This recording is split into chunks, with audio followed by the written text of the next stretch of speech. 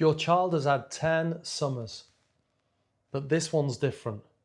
Not because of the weather or the holiday you've booked, because this is the last summer they'll spend as a primary school student. Anthropologists have a word for this kind of period. They call it liminal. It means standing in the doorway, no longer in the room you're leaving, but no longer in the room you're entering. Every culture in human history has built rituals around these doorway moments. Coming of age ceremonies, initiation periods, if you will, deliberate, marked transitions. But we don't really do that anymore. For most children, the last summer of primary school just happens. It gets filled with the same things as every other summer. Screens, days out, boredom, drift. And then September arrives and the child is simply expected to have become someone slightly more grown up, without anyone having marked the doorway at all. What I want to give you today is permission and a method to treat this summer differently. Not as a holiday to get through, as a threshold to walk through on purpose. There's a well-documented structure to every meaningful transition. Essentially just 3 stages: separation, liminality, and incorporation. Separation is letting go of the old identity. Liminality is the kind of in-between unsettled middle. And incorporation is stepping into the new identity. Most families skip straight from separation to incorporation. Last day of year 6, first day of year 7, nothing in between except logistics. But the middle stage is where the actual psychological work happens. It's where a child gets to process who they were, try and who they might become, without the pressure of either school year watching. Skip this stage and the identity shift has to happen anyway. But it just happens in the corridor on day 1 in front of 300 strangers, instead of at home over 6 weeks with you. So I want to give you a little context. 2 families that I work with, same street, children at the same age, both finishing year 6 in July, both starting the same secondary school in September. Family 1 treated the summer as a gap, something to fill, ramp up every minute until the term started. Camps, screens, the usual 6 weeks.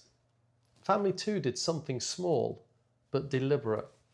In the first week of the holidays, the parents sat her son down and said, "You're not a year 6 anymore. You're not quite a year 7, yet you're in between. And this summer is your time to get ready, not just wait." You see, that simple framing changed how the boy approached the summer. He started asking what he should be doing differently. He took more ownership of small jobs around the house. He brought up the new school unprompted several times rather than avoiding the topic. The other boy arrived in September having simply had a summer. Both boys settled eventually, but one of them walked through the door already mid-transition. The other one had to start the whole process on the first morning. So let's explain how you mark the threshold properly without making it a big production. Step 1, name it once. Sometime in the early part of the holidays, say something like, "This is a different kind of summer. You're in between 2 schools right now. Let's use it really well." You only need to say this once. You're not running a campaign, you're planting a frame. Step 2, protect unstructured time. Resist the urge to fill every week with activity. The brain needs boredom to process change. Constant stimulation crowds out reflection. A good rule: roughly 70% rest and play, 30% deliberate growth, not the other way around.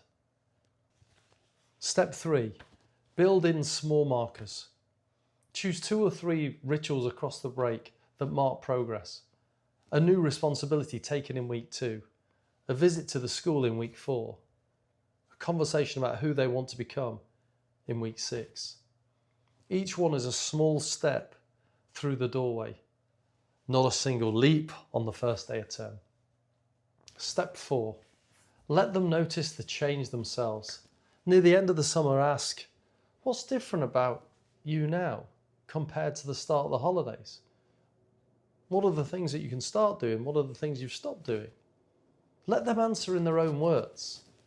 When a child names their own growth, it becomes real to them in a way that you telling them never will. So, this next summer is really important. Your child only gets one last summer before secondary school. It'll pass whether you mark it or not, but a summer that's named and used and noticed does something a summer that just happens can't do. It lets your child walk through the doorway on their own feet a little at a time, rather than being pushed through it on the first morning in September. I've seen so many young people arrive into secondary school like rabbits in headlights. And then they remember 50 years later that first week. Over the next 9 videos, I'm going to show you exactly how to use the summer well. Let's start.